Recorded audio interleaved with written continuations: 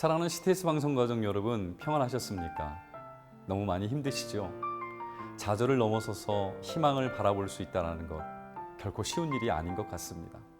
그러나 우리 하나님은요, 절망의 그 자리에 포기하고 주저앉기를 원치 않으십니다. 어떻게 절망의 자리를 털고 일어날 수 있을까?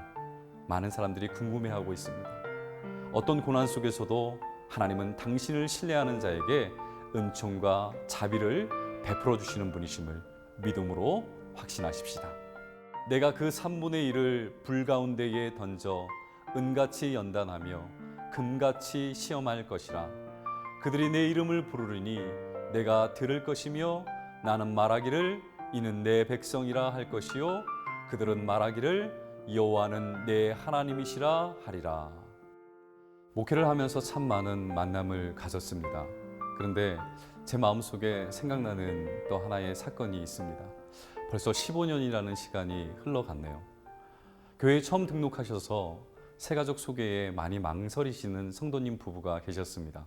교회를 들어올까 말까, 교회를 들어올까 말까. 그러면서 결국에는 들어오셨습니다.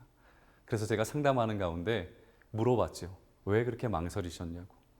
근데 어머니가 이런 얘기를 하는 겁니다. 태어난 지 얼마 안 된 아이가 있는데 몸속에서부터 이 폐혈증 증세가 있어서 태어나서 너무나 많은 열로 시달리다 보니까 3달 동안 인큐베이터 안에 있고, 그리고 그 아이가 너무나 힘들어하는 그 모습을 바라보면서 어머니 된 자로서 정말 눈물을 흘릴 수밖에 없었다고, 그 아이를 위해서 기도해 달라는 그러한 간절한 얘기였습니다.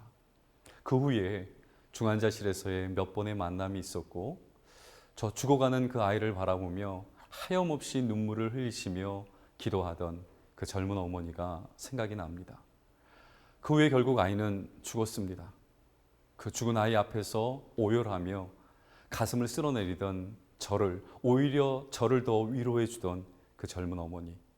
목사인 나보다도 더 하나님의 위로하심을 전하면서 이해할 수는 없었지만 받아들이겠다고 당당하게 말하는 그 어머니 앞에서 하나님을 이해할 수 없다고 속으로 항변하던 부족한 저의 모습을 성령님께서 기억나게 하셨습니다.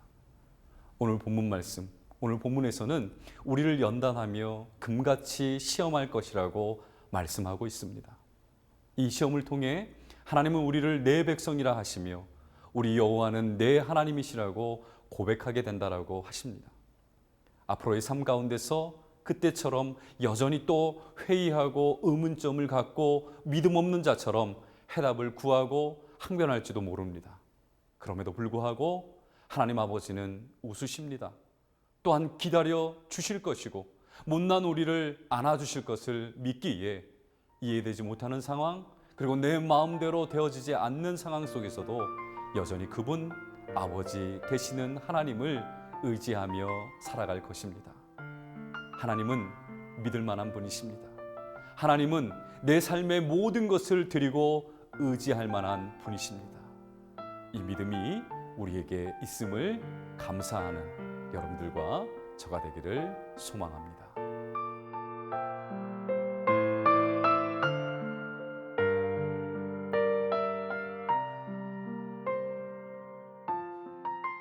우리 앞에 고난이 굶주린 사자의 입이라도 7배나 뜨거운 풀못 속이라고 할지라도 총칼의 위협일지라도 십자가를 지는 순교일지라도 하나님을 신뢰할 때에 이 모든 상황을 이기게 해주시는 하나님의 은총이 있다는 사실을 꼭 기억하시기 바랍니다.